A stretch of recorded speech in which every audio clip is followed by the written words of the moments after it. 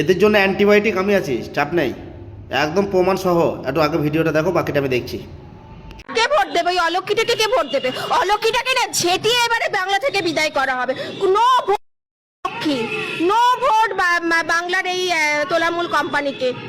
যে সরকারের থেকে অভয়ার মতন রেপ কেস ঘটে, ধর্ষিনের এখনো ইয়ে পাওয়া যায় না, বিচারাধীন পাওয়া যায় না, আর লক্ষ্মী ভান্ডার দিয়ে কি করছে? 500 টাকা বাড়িয়ে আমাদের ইজ্জতের দাম দিচ্ছে। লিখবো, লিখি top 10 crime state in India.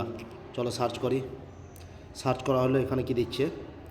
এখানে দিচ্ছে কি, according to national crime record bureau এনসিআরবির, ঠিক আছে।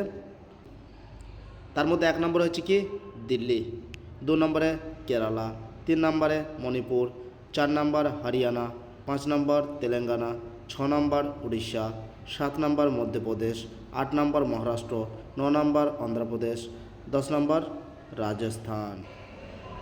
এই ভিডিও থেকে আমরা কি দেখলাম? যে পশ্চিমবঙ্গের টপ 10 ক্রাইম মানে স্টেট, যে রাজ্য, 10টা রাজ্যর ক্রাইমের রাজ্যর মধ্যে আমাদের পশ্চিমবাংলার নাম নাই।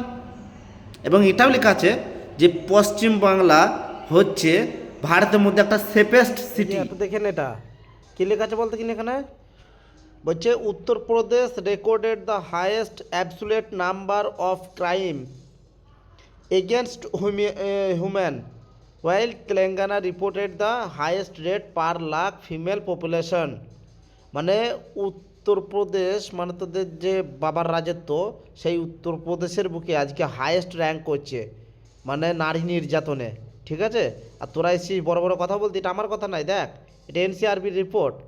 তারপর নিচে কী দেখাচ্ছে, Kolkata was ranked the safest metropolitan city for the 4th consecutive ইয়ার।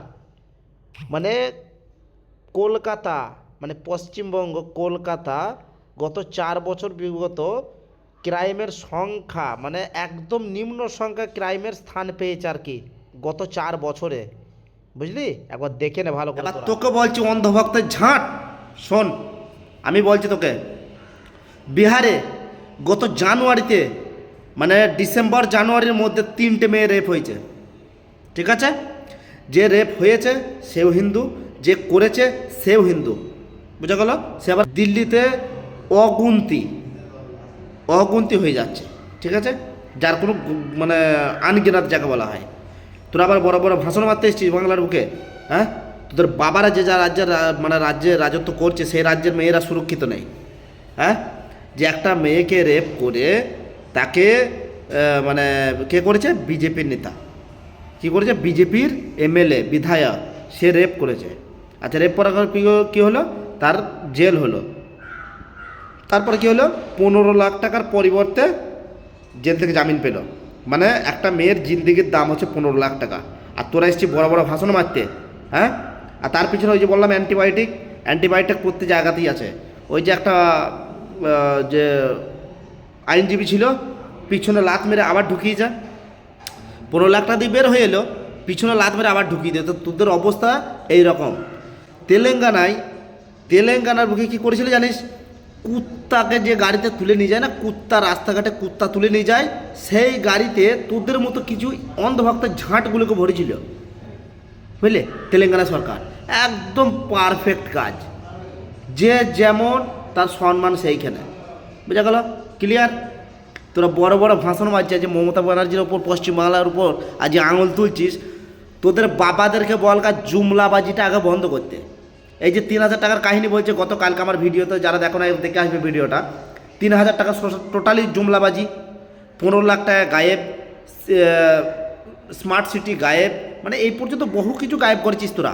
তারপরেও আবার নির্লজ্জ, মানে আমি চিন্তা করি যে দেখবি যাদের 2 কান কাটা তারা যায় গ্রামের ভেতর দিয়ে, আর যাদের 1 কান কাটা তারা যায় বাইরে দিয়ে, তার মানে তোদের 2টো কানই কেটে গিয়েছে, তোরা এতটা নির্লজ্জ।